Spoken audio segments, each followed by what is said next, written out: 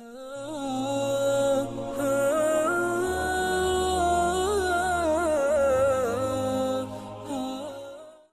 باللہ من الشیطان الرجیم، بسم اللہ الرحمن الرحیم۔ السلام علیکم ورحمۃ اللہ وبرکاتہ۔ سبق نمبر 4 کے ساتھ ڈاکٹر یحییٰ نوری آپ کے سامنے۔ آج ہم جناب بات کریں گے علامات اسم کے اوپر، اور اس میں سے ہم ال اور تنوین کو خصوصی طور پر ذکر کریں گے۔ علامات اسم سے کیا مراد ہے؟ جب اسم کسی جملے میں واقع ہو رہا ہے تو ہم یہ پہچان سکیں کہ یہ واقعی میں اسم ہے۔ جملے میں ہم پڑھ چکے ہیں کہ اجزائے کلام کے اندر یا اسم آئے گا یا فعل آئے گا یا حرف آئے گا تو ہمیں یہ جاننا چاہیے کہ بھئی اس میں سے اسم کون سا ہے، اس میں سے فعل کون سا ہے، اس میں سے حرف کون سا ہے۔ تو ہر ایک کی کچھ علامات ہوتی ہیں۔ آج ہم علامات اسم کے اوپر بات کریں گے۔ جب اللہ سبحانہ و تعالیٰ نے حضرت آدم علیہ السلام کو تخلیق کرنے کا ارادہ فرمایا تو فرشتوں سے اس بات کا ذکر کیا کہ میں اس زمین پر ایک خلیفہ بنانے والا ہوں۔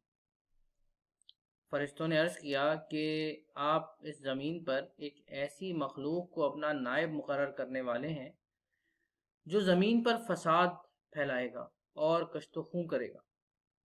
تو اللہ تعالیٰ نے حضرت آدم علیہ السلام کو تمام چیزوں کے نام سکھائے اور فرشتوں سے کہا کہ اگر تم سچے ہو تو مجھے ان چیزوں کے نام بتا دو۔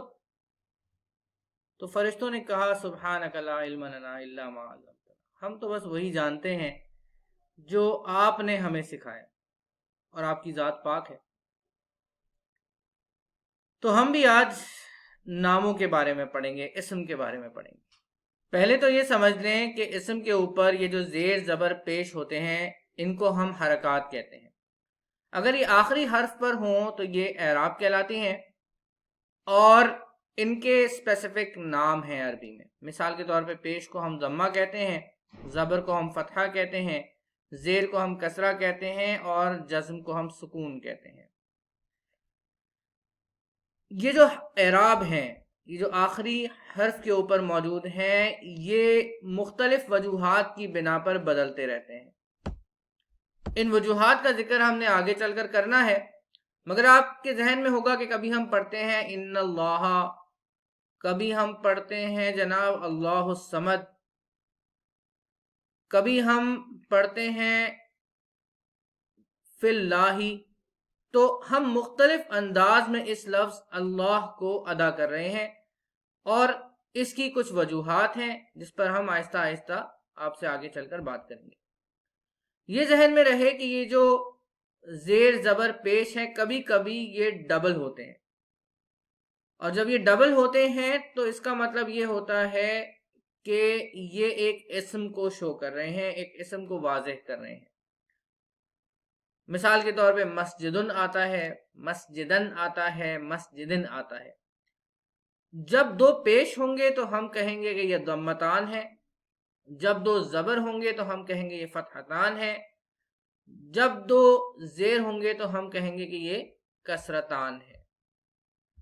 اس تنوین کی خاص بات یہ ہے کہ یہ تنوین جو ہے، یا یہ دو زبر، دو پیش اور دو زیر، یہ بتاتے ہیں کہ یہ اسم جو ہے انڈیفینٹ ہے، اور یہ اسم کی علامت ہے۔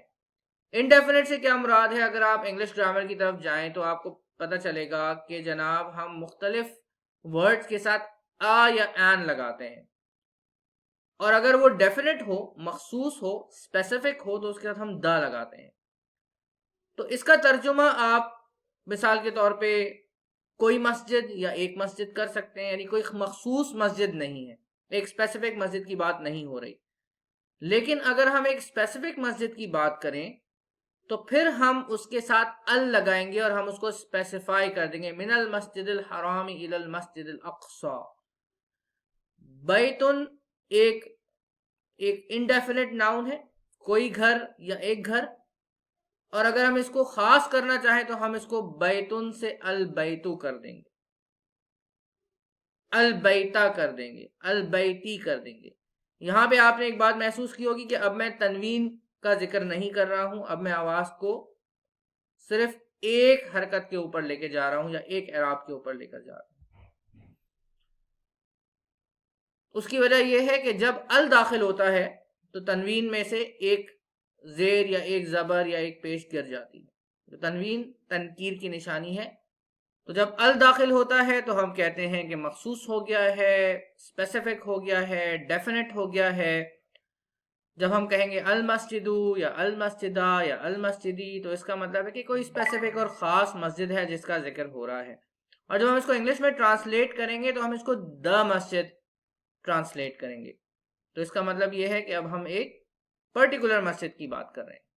تو جب ال داخل ہوتا ہے تو یہ ایک اسپیسیفک ناؤن یا ڈیفینٹ ناؤن ہو جاتا ہے. ال کا جو لام ہے اس کو ہم کہتے ہیں لام التعریف. اور جس لفظ پر یا جس کلمے پر ال داخل ہو جائے اسے المعرف باللام کہتے ہیں. یہ ہم پڑھ چکے ہیں کہ لام تعریف کے داخل ہونے سے تنوین ختم ہو جاتی ہے اور صرف ایک حرکت رہ جاتی ہے. اس کی اگزامپل بھی میں آپ سے ڈسکس کر چکا ہوں. ان المساجد للہ.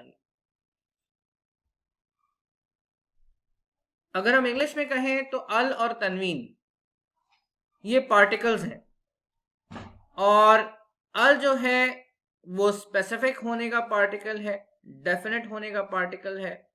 ان کو پارٹیکلز آف تعریف کہہ سکتے ہیں یا پارٹیکلز آف تنکیر کہہ سکتے ہیں.